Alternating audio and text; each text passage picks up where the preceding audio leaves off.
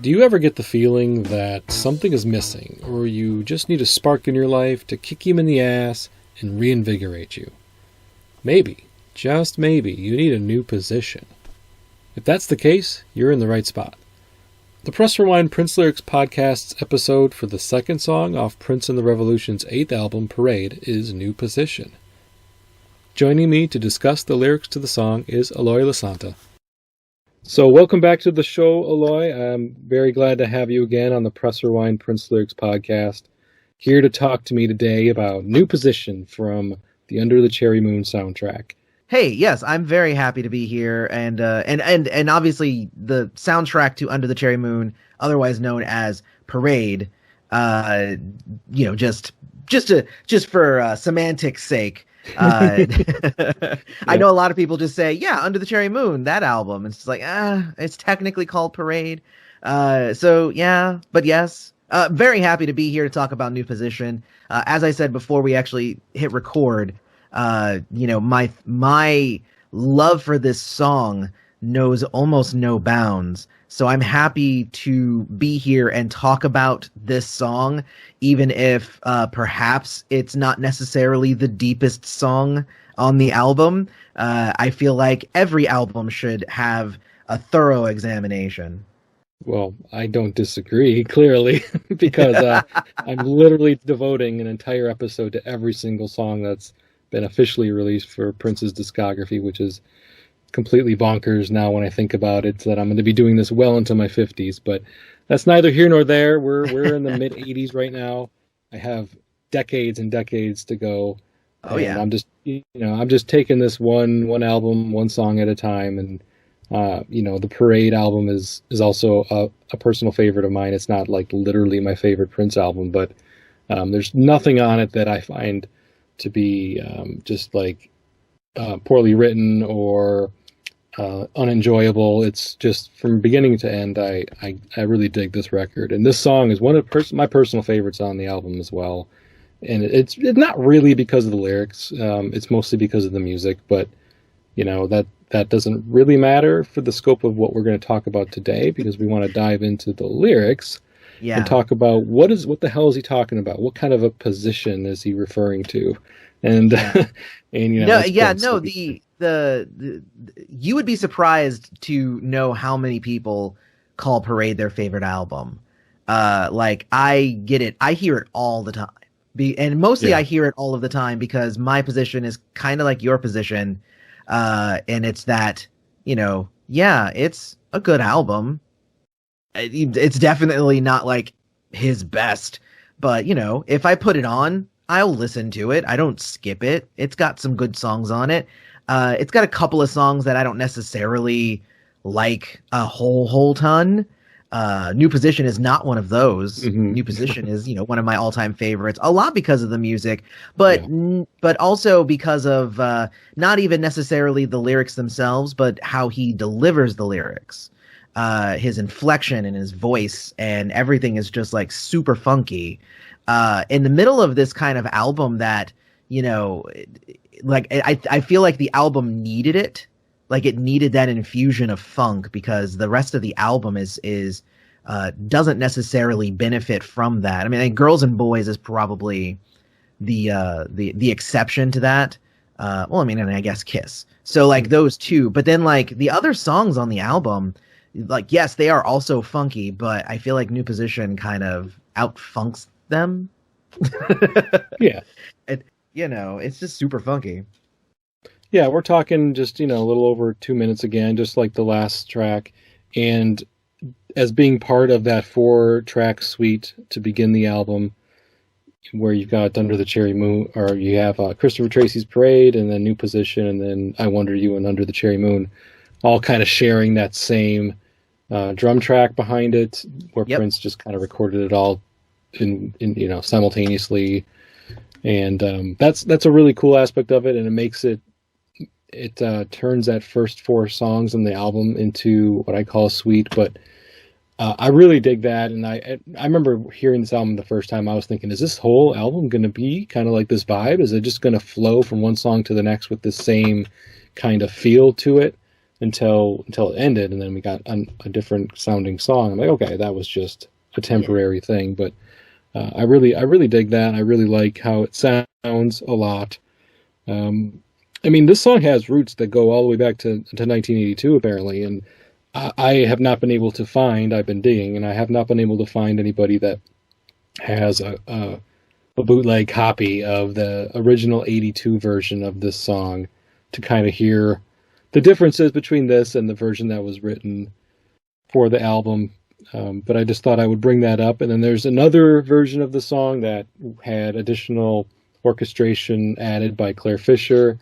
That orchestration was then stripped out, and we got the basic, really funky version that ended up on the album. That version with the Claire Fisher strings is available online, at least temporarily for now. Mm-hmm. It's online. You can find it without too much difficulty. And I don't know if you've ever heard that version, Eloy. I don't think I have, actually.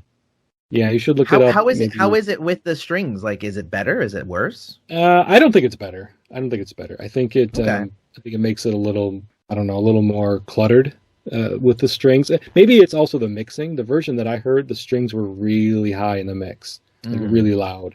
There's a thing about funk music, and I believe it's Prince had said it once, and it's like funk is the notes between the notes, like, basically like it's the notes you don't play, and that's what makes something funky. And that is the same issue that I had with the Ballad of Dorothy Parker with saxophone. Is that basically all of those kind of interesting spaces and like empty places in the beat and in his vocals and stuff were then filled in with sax. And it made it not as intriguing and not as funky, not as enjoyable to listen to, because it just sounded like every other song, because it was just filled, like there weren't any empty spaces. So that's what I'm imagining here, because New Position is exactly that. Like it's got a whole lot of like, the notes between the notes. The stuff you're not hearing is just as interesting as the stuff you are hearing. Yeah.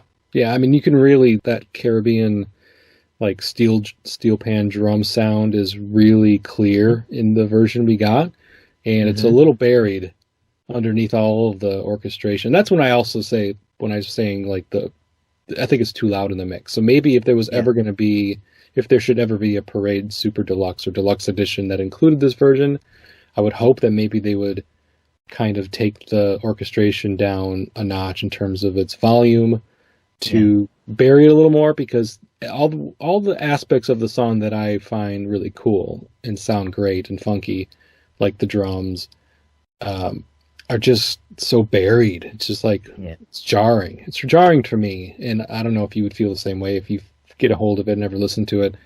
It threw me off. I'm like, ooh, I didn't like it at all when I first heard it. I'm gonna go listen to it right after we're done here, because I want to hear that. That sounds very interesting. But yeah, the interesting thing about I'm actually, I went ahead and brought it up on Prince Vault, and in 1982 was quote unquote basic tracking, and as somebody who is a musician and does basic tracking, essentially basic tracking means I got it out of my brain and put it on tape so that I can come back to it later. And it's not necessarily complete, and it's not necessarily good, but it's out of my brain so I can focus on other things right now. So like I'm looking here and it says 1982 basic tracking, and then in April of 1985 he re-recorded the whole thing, which is obviously, because you're not going to use the basic tracks from years ago. You're going to re-record that stuff and make it sound like what you sound like now. So it's interesting, because sometimes there are earlier versions of tracks that are demos, or that they are just different versions, but they are still complete songs.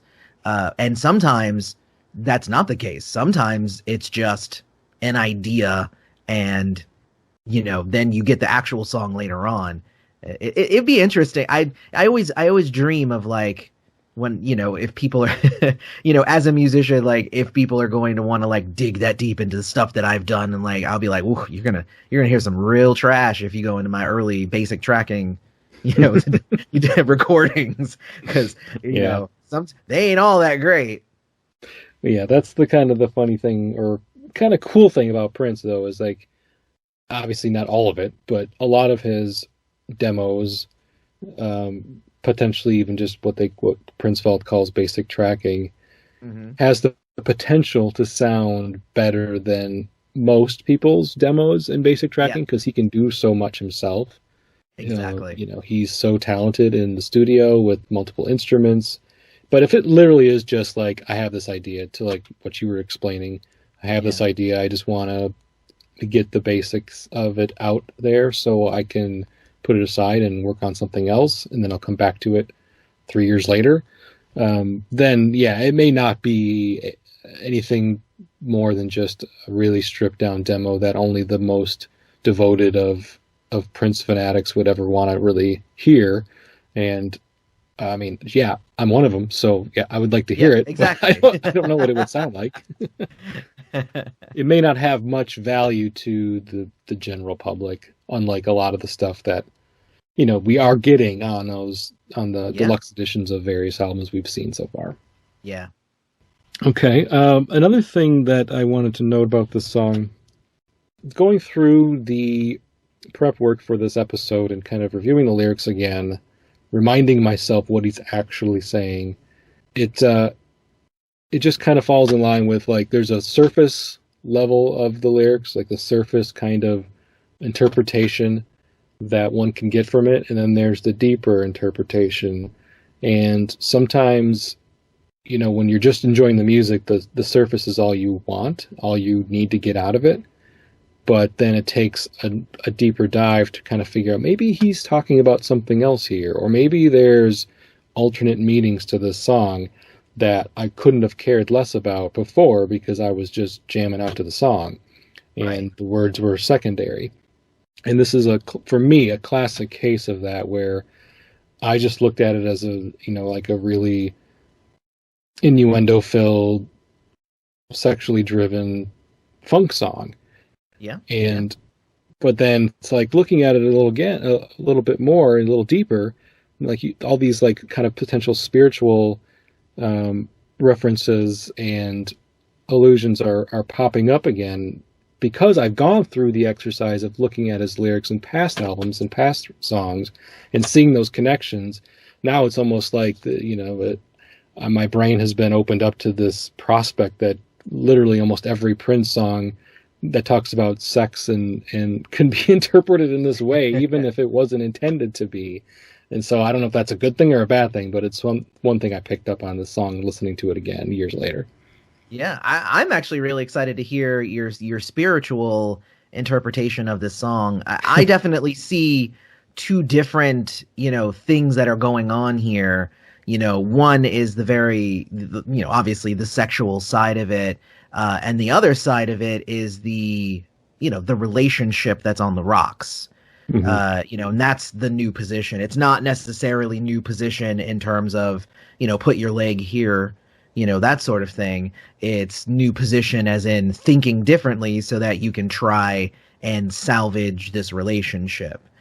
So a new mental position. But I never necessarily read too much into the lyrics and got any spirituality out of that, unless it's specifically the River of Lifelines. So that would be something to that effect. So I guess we can go ahead and start, and then we can talk about it when we get there. Exactly. It's not going to be blatant in like it is in some songs. Yeah. At least, the stuff that I'm picking up is certainly not blatant. And I would agree that there aren't as many examples here that one can point to. But, I don't know. We'll see. We'll see what we get. We'll see what we get out of it. Yeah. There's a song off of Emancipation that's it seems like it's very religious, and I got a lot of spiritual tones from it. It's called Holy River. And I don't know where, I got the spiritual connection from there. But if you dig deep enough into those lyrics, that was supposed to be a joke. I thought I was going to say, I think the title might have helped you go down that path right away. I mean, it'd be pretty cool if you had a song called Holy River and it literally had nothing to do with religion, and it had nothing to do with it, at all. That would be awesome, actually. He should have done that. Exactly. Okay, so the first verse is, honey, we've been together. Honey, for too long. Honey, we've got to make it better. Honey, before we go wrong. Got to try a new position. Something that'll make it all right. New position. Let's go fishing in the river of life. All right, so with the first verse, for me on the surface, the lyrics are kind of telling us a bit of a story about a couple whose fire starting to burn out, or whatever you're talking about in terms of like a couple that has been together for a while. Maybe the spark is starting to fade. Excitement isn't quite the way it was when they were first getting together or first in their relationship. It's not really part of the equation anymore. And yeah, so basically that for me, that's what this first verse is trying to set up kind of the whole idea of a new position and what the song is going to be about, minus like that last line of the verse with let's go fishing in the river of life. Well, do you get anything different?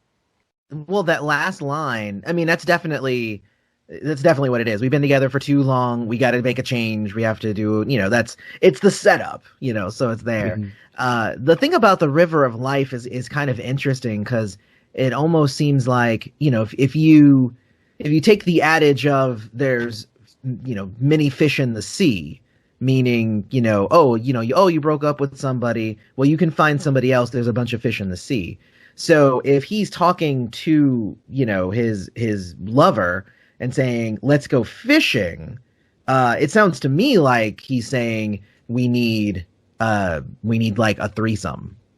Yeah. Right. We need to find another person to include in this. Yeah.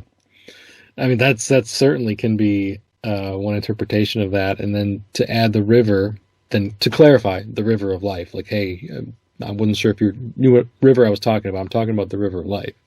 Okay, so the river of life, it's a little open-ended there. I think is what I got. Like, okay, what exactly are you referring to when you're talking about the river of life? I take that line and I'm just like, I just kind of put it aside, for now, because that first verse it's like telling of like we both said, the setup. It's the setup. Yeah. And it's explaining what the song is supposed to be kind of telling us about this couple or, this relationship. And to throw that last line in without any context, I think it just causes anybody who's really paying attention to the lyrics to scratch their head and just, okay, what does he mean by that? I'm going to keep listening and maybe he'll clarify it for me. Or maybe not, but... Or maybe not. Maybe not. But it's almost like he just added it on there just to kind of keep us on our toes. I don't know, as a listener. Yeah.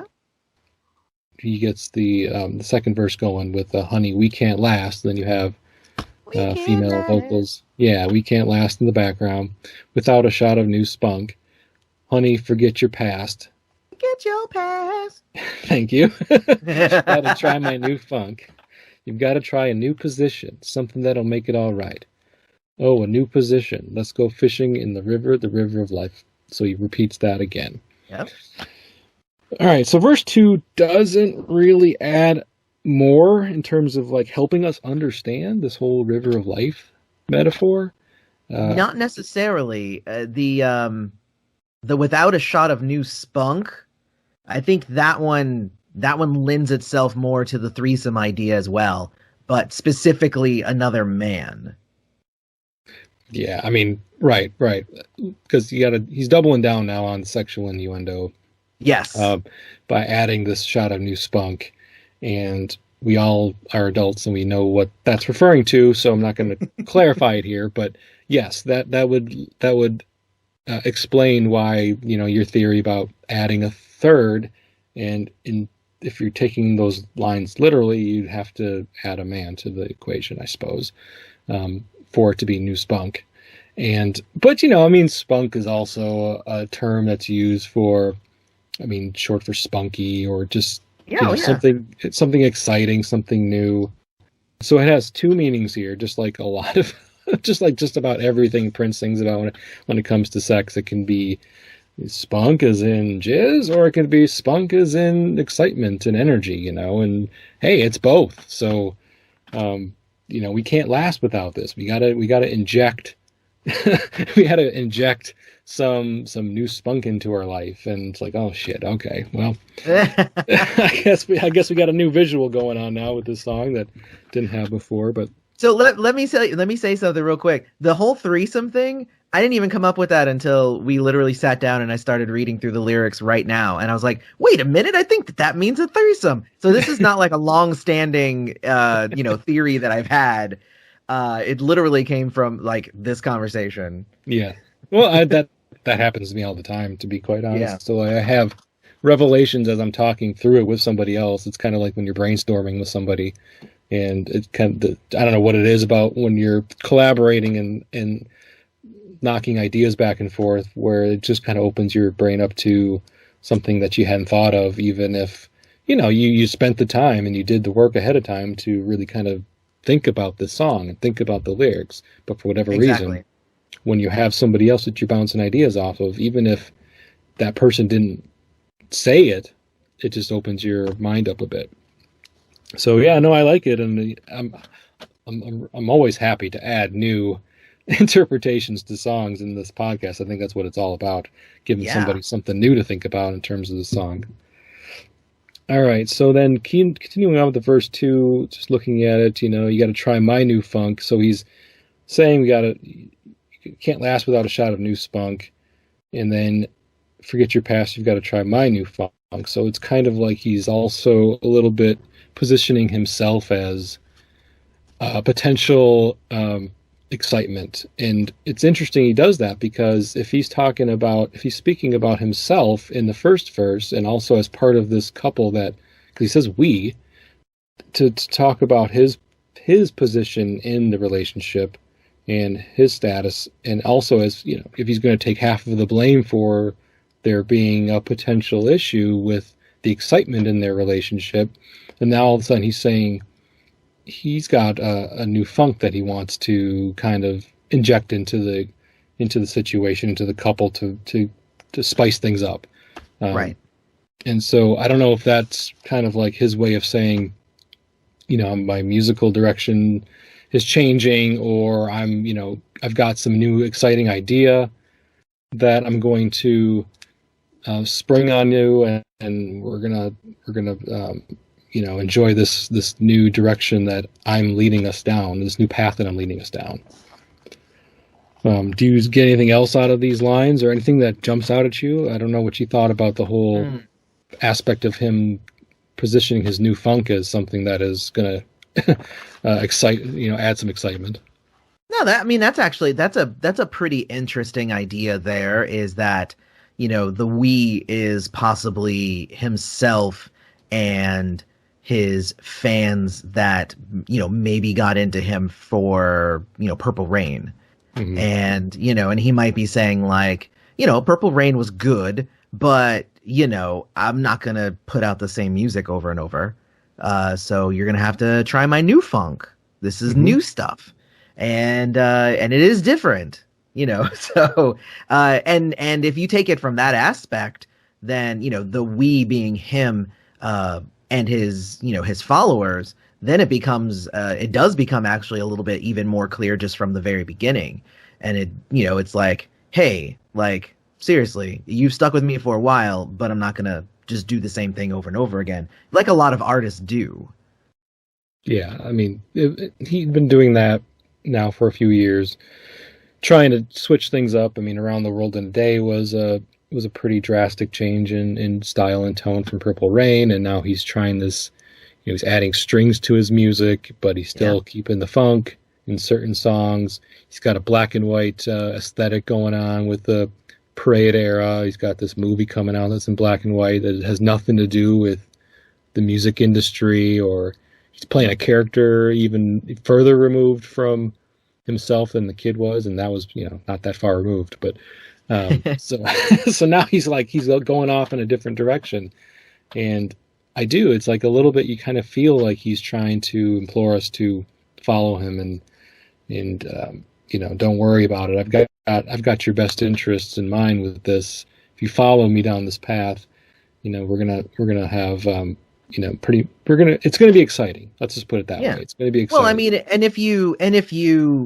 take the scene in the movie, it's a stuffy French party that then Tricky starts a conga line, mm-hmm. So it's like, and they start the funk music going, so it's like, hey, it's stuffy and this is not fun, so I'm going to hip you to something new and we're going to get everybody involved, so it's like, it makes sense. Like everything you said also then translates to the scene that it was used in the movie. So like it very much, I think, has that energy to it. Yeah, this song has a lot of energy, and it's that's why I like it so much, I guess, because of how energetic it is. I do like its kind of bare bones production too. Mm-hmm. That to me is really appealing, and that's why the orchestral version of the song is less appealing to me, because I really think a song like this just needs to stay as basic and stripped down and as funky as it can get. And as much as I appreciate the orchestration when it's used for certain songs, it doesn't scream funk either, though. And so I think this song needed to stay, because he talks about funk. He talks about, the new position for me.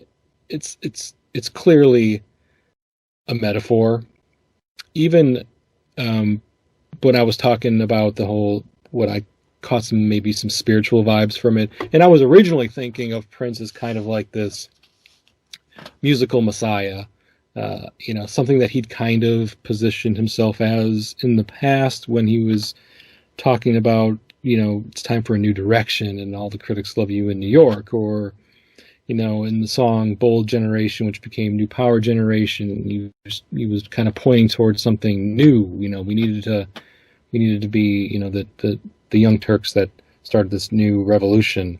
The band name Revolution was kind of indicative of that whole vibe, and also reproduction of a new breed, leaders stand up, organize, and sexuality. And then he repeated that again later on off the Rainbow Children. And so this whole idea of Prince leading this new charge and asking people to follow him, it's definitely not a new concept that he's introduced to us.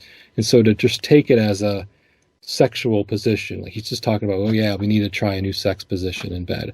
I think that's if anybody wants to take that away from this song, that's fine. He didn't write it that way for no reason. He kind of wanted people to think of it in that way too, because sex sells, and also sex is interesting and sex is fun, and there's nothing wrong with thinking of the song in that way. But it's pretty rare when Prince just sings a straight up sex song, and that's literally all it means.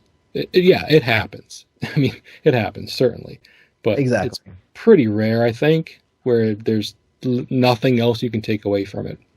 And so the spiritual aspects were more, I guess, now that I'm thinking about it, were not so much like, God is going to help us find this new position. It was more like Prince is going to, he wants his listeners, and he wants the people who pay attention to him to trust him and follow him, and he will lead us to wherever, the path to enlightenment or spirituality. If he, maybe not in the song, but stick with him, and he'll deliver some messages that, because he did before. One of the last songs that you and I did together with The Ladder certainly would fall under that category of Prince trying to get his, for speaking about himself personally, but also everybody's looking for the ladder. So, there was quite a bit of that going on, where he wanted people to join him in that search, and it kind of feels a little bit the same way here. He's just doing it in a much more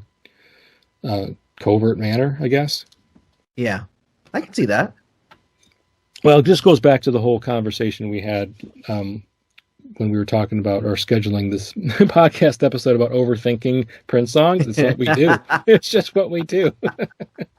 And some people will tell me, "You're overthinking this, dude. You're overthinking this. It's a sex song. Give it up." No, I mean, but even if you don't take it to the extreme and say like, well, Prince was obviously talking about God and the we and all. It's like no, it's like, but even then, it's just like I don't think Prince is ever just saying one thing. I think the only song that Prince can be said is literally only talking about one thing. I think it's probably It.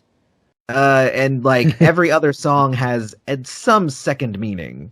Yeah, certainly, Or and possibly Do It All Night as well, you know. yeah, yeah. I'd like that's why I said most. That's why I didn't say literally every Prince sex song Yeah. has got a second meaning, because that's just not true. But I think his songwriting was certainly, even in 1985, 86, was sophisticated enough, and he'd been doing it for years, up to this point where multiple meanings in a song is just kind of like standard. It's just like the base level Prince songwriting. So it's not unusual at all, to your point. But yeah, Exactly. so the whole fishing the river of life line is repeated here. Still doesn't give us a ton of clues as to what exactly he's talking about. But this whole Pied Piper, this musical messiah approach that I think about when I think of this song now is pretty much where I line out with it from a personal standpoint. Yeah. Let's see. So then, those are the only two verses. And I guess the verses and choruses are kind of intertwined when he says, new position, something that'll make it all right. That could be kind of construed as a chorus, whether it's a verse or a chorus. It doesn't really matter. It's the lyrics. And then towards the end of the song, what I guess the lyric sheet that I'm looking at calls an outro. He does repeat, "Let me do you, come on, let me do you, come on, let me do you. I want to do you. I can make you happy." And I guess, and it's hard for me to hear it, but it's there. I hear it, but it's just not really clear to me. There's somebody in the background, if it's Wendy and Lisa, saying, "I can make you HAPPY." Oh, do you not hear that? I hear it, but it's just not as clear to me. HAPPY. Yeah, I don't know. For me, maybe it's just my version is not like my digital version. I need to go back to my vinyl or some version of the song that's a little maybe less compressed or something, and I can hear it better. But I have to strain to hear these. And then when I read the lyrics and I saw, then after they have the background of "I can make you HAPPY," "I can make it real good, so good, honey, I won't be your poppy." And then I guess you have to correct me. Somebody says PUSSY. Yeah, I've never heard that. Okay. The HAPPY, I hear that, because that's the HAPPY. Now I can make you feel good, so good. No, I mean, like it's there, right? Mm-hmm. Yeah, that part. That last part, I don't ever. I literally would have to go listen to it again, like right now. But like, I don't think I've ever heard them spell out that word in the song. It kind of makes me want to go hear it right now, though. Oh, yep, I heard it. It's there. USSY. Yep, I heard it. I just never heard it before. I see so many hidden things in there. It is definitely there, though. Now I definitely heard it. It's there. And I never caught it. All these years, I never really caught it. Maybe because I wasn't expecting. Very buried. It's buried in the mix. Like I think it is supposed to be an Easter egg sort of thing. Yeah, and it doesn't. I don't know. It's kind of doesn't make a lot of sense. Why? I mean, yeah, HAPPY, PUSSY. Sure, they're both 5 letters words that have 2 consonants that they're the same. I mean, the end in Y. I don't know. I mean, well, I mean, the whole last part is about that thing. It's basically, I'm gonna do you. I'm gonna make you feel good. I'm gonna do you like a good man should. I mean, I think it's like what he's talking to. I don't even think he's talking to the woman anymore at this point. Yeah, I just don't know why they would have to spell out pussy. I guess whatever. I mean, I think that is mostly just because they just spelled out happy. And he was probably I that's honestly the big thing about New Position as well for me, is that it also just feels like it's just a fun song. And like as deep as we want to make it about like a ton of different things, like it also partially is just a fun song. So I think Prince probably felt like he could just be silly with it as well. Oh yeah, this whole ending part of it is pretty silly. Like he just repeats, "Come on, I want to do you. Let me do you. Come on, let me do you. I want Exactly. to do you." I mean that. I mean, talking about hitting somebody over the head with a hammer in terms of like with whatever theme you're trying to deliver. It's like, yes, okay, we get it. But you know that's also always been kind of part of what Prince delivers with. He talks about sex is how much it is a he treats it like a giving experience, you know, like it's the other person, or, you know, even if it is just a metaphor, he wants to make whoever is on the receiving end of whatever he's doing happy, whether that's, you know, from a musical standpoint, from a sexual standpoint, you know, the happiness of his partner is, he expresses that time and time again as being of utmost importance. I want to make you happy. It's not like I want to get myself off. No, he doesn't say that. I can make you happy. I can make it real good.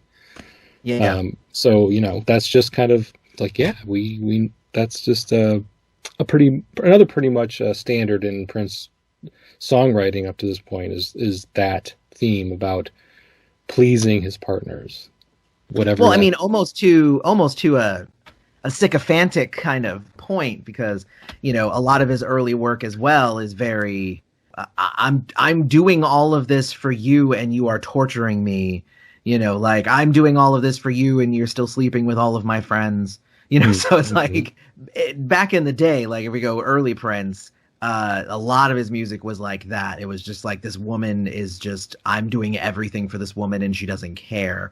And this, I mean, I don't know, since it was written kind of, you know, in basic tracking and stuff in 1982, that actually tracks quite a bit in terms of the tone, where like, you know, we've been together for a long time. We have to try something new or otherwise it's not going to do it. So yes, I'm going to serve you. But yeah, but you know, Prince went further, like, you know, obviously the song Come is a big example of that. Probably the most popular version of that type of message in one of his songs. You know, the whole yeah, just lay back and I'm gonna do everything and you're gonna come and it's gonna be amazing. So and we're gonna hear it all. And we're gonna hear every inch of it, exactly. So but that but you're right, like this last part of New Position is kind of that as well.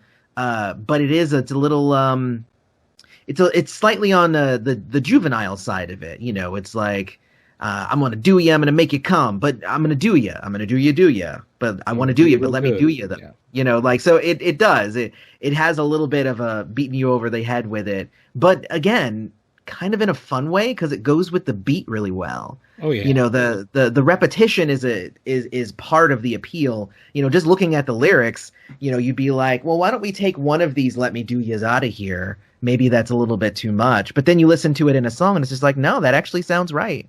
Yeah. So yeah, no, that is one of the downsides or cautions about just reading lyrics like they're poetry.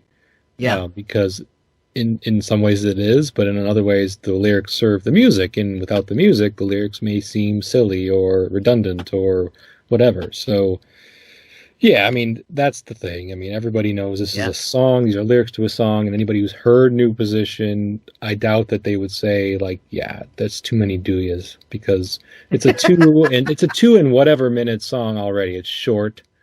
And this is just where you're just still kind of grooving to the beat because you haven't gotten tired of it yet. It's not like it's been going on for 8-10 minutes. You know, it's still, you're still only into minute 2+ into the song, and you just want to keep going with it. So you're fine with him just kind of ad-libbing and scatting over this beat because it's so joyous, it's so fun. So it doesn't bother me. This is one of those songs. Yeah, this is one of those that I would have loved to have heard a longer version, like a 4-minute version or something. Like give me like an additional minute of just like some extra funk and throw in some scratch guitar, and you know, like this is definitely one of those songs that I think is perfect the way it is, but I would have loved to have explored it more. Mm-hmm. You know what I mean? Yep. I do. I enjoy it, and it's over too quick. But and just like this episode, there's really nothing else that we have in terms of lyrics to talk about. I think we've kind of gone through in terms of its multiple meanings, or a couple different theories about what the meanings are. There's the overt one, and there's maybe the covert one, and either way, depending on how you want to interpret the song, if you want to think there's anything more to it, or if you're just cool with it being a fun, sexy dance song, or if a fun funk song that's about sex, awesome. I mean, that's also perfectly fine, because that's also what it's about. It's a very simple song. I think too, I think with the fact sequencing is a big deal, right? So if you take it for what it is by itself, that's different than I think what it represents as a whole. So like if you take the first 4 songs, Christopher Tracy's Parade, New Position, I Wonder You, and then Under the Cherry Moon, right? So if you take those first 4 songs and you kind of throw them into a sequence and you try to understand the larger story being told there, it's, Christopher Tracy is on kind of a journey to discover himself. That's Christopher Tracy's Parade. So, but he wants to bring his woman with him. So we have to try a new position. We have to do something different. Come with me is what he's saying, essentially. But the third song, I Wonder You, is kind of like, but I don't understand why you're not doing that. I don't understand why you don't want to come with me. And then Under the Cherry Moon is essentially the death of their relationship. So like if you just take it from there, then Girls and Boys then becomes He Finds Somebody New. And then it becomes like this whole thing. And you can tell a whole story from the sequencing of the songs, even if individually, we pick them apart and they can mean a million different things. But that's actually what I've always enjoyed about Prince's sequencing, is like he's always trying to tell a story with an album. It's never just a collection of songs. Yeah, good point. And with New Position also being about, very sexually charged lyrics, and then the movie is about a gigolo, so it totally fits for that purpose as well. It's not like this is a song on a soundtrack, like where Graffiti Bridge was clearly much more spiritually based. This one's just more of a fun movie about a relationship and a guy and his friend causing havoc in France, and it's a much more lighthearted film. I guess it's not as heavy as Graffiti Bridge, for example. So the song fits really well on the soundtrack as a result. Yeah, and again, like even if you just take into account when it's used in the movie, it's used for good reason as well. So even if the rest of the movie was stuffy, the scene in the movie was Christopher trying to liven up a party, and so it fits that way. Yeah. So it makes sense, Mm-hmm. All right. Well, very cool. I don't really have much else for this song, Eloy. Do you? I don't. I just enjoy talking about this song just because it's one of my faves. So I was super happy to be invited back onto the show. Apparently, you don't hate the sound of my voice on your show, so I'm good with that. Yeah, I'm of course not. No, I'm always happy to have you on. I'm speaking very genuinely about that. I do appreciate you taking your time out to be with me on the show today, and obviously picking a song that you enjoy makes it more enjoyable for you, and it makes it more enjoyable for those listening. So thank you again, Eloy. Why don't you tell everybody what you're up to these days? Oh, cool. Yeah. I mean, well, the big place where I am is Prince's Friend, youtube.com/Prince's Friend. We've been doing lately the Sign of the Times Super Deluxe reviews, which are taking forever because it's 8 videos. I'm 6 videos in on that. So there's a lot of videos to talk about this darn box set that is amazing, but very extensive. And that's the main place to hook up with me and see what I'm doing. So yeah, definitely my Prince's Friend YouTube channel, and I will see you guys all there. it's a great channel. It's something that I check out all the time, and I've mentioned it before in previous episodes you've been on, but your channel was an inspiration for me to get started in doing my own podcast. So, thank you so much for putting yourself out there for the Prince community to kind of come together and talk about Prince's music, after his passing. Yeah, I mean, and you were on my show well before I was on your show, so and probably in one of my favorite, little bits that I've done on the channel, which was the, I hired you and then I fired you. Yeah, the emancipation video. Yep. which is, it's such a fun video. Because I got the idea of it from the fact that, like, Prince around Emancipation had basically just fired everybody who was in his previous band. So he was moving on with a new power generation. But I was just, a sole person doing my YouTube channel. So I had to quote unquote hire some people for the channel and then fire them real quick so I could become more in tune with Prince. And it was a funny bit. I enjoyed it quite a bit. And again, it introduced me to you. So, without that, I might not be on this channel, on this episode. Yeah. Yeah. It's kind of funny how it works with the Prince community. We kind of lean on each other, and we definitely get to know each other through the different social media avenues that are out there, and it's really kind of fun. It's fun to meet people in this way because minimally we know we have at least one thing in common that we can talk about. And It turns out there's usually more.